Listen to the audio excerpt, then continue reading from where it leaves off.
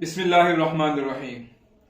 عاشورہ یعنی کہ 10 محرم کا دن اسلام میں اہمیت اور فضیلت والا سمجھا جاتا ہے۔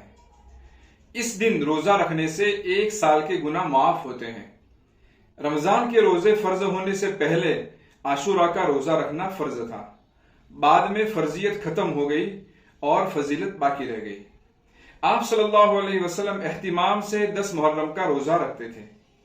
اس دن میں بعض اہم تاریخی واقعات پیش آئے ہیں، جیسے کہ حضرت موسیٰ علیہ السلام کو فرعون سے نجات ملنا، یہ صحیح روایت سے ثابت ہے۔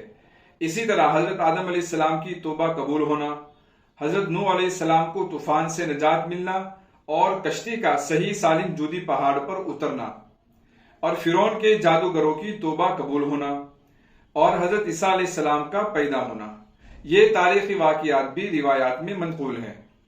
ان کے علاوہ 10 محرم کے حوالے سے جو تاریخی واقعات بیان کیے جاتے ہیں وہ سب بے بنیاد ہیں، ان کی کوئی حقیقت نہیں ہے۔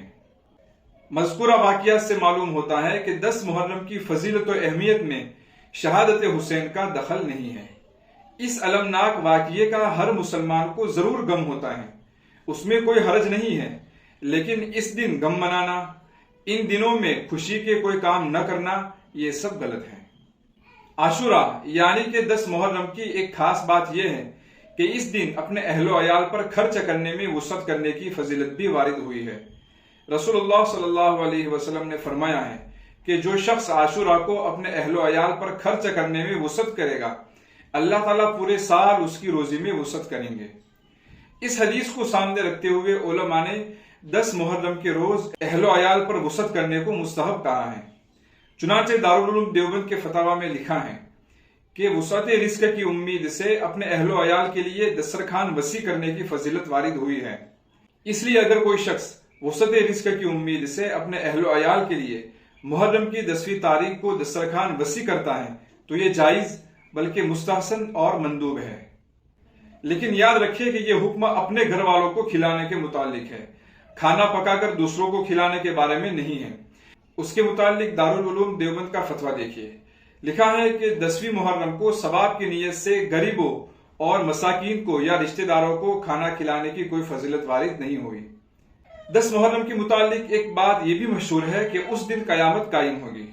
اس کے متعلق جاننا چاہیے کہ حدیث سے اتنا تو معلوم ہوتا ہے کہ قیامت جمعہ کے دن واقع ہوگی۔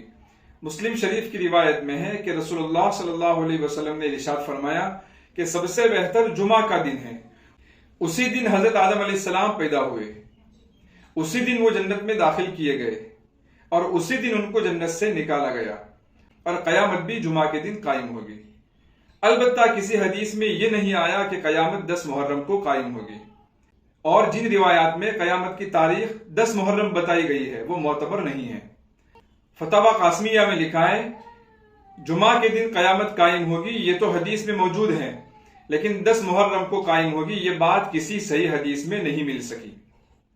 دارالعلوم دیوبند کے فتاوی میں لکھا ہے کہ ایسی روایت کو موضوع یعنی کہ من گڑت قرار دیا گیا ہے۔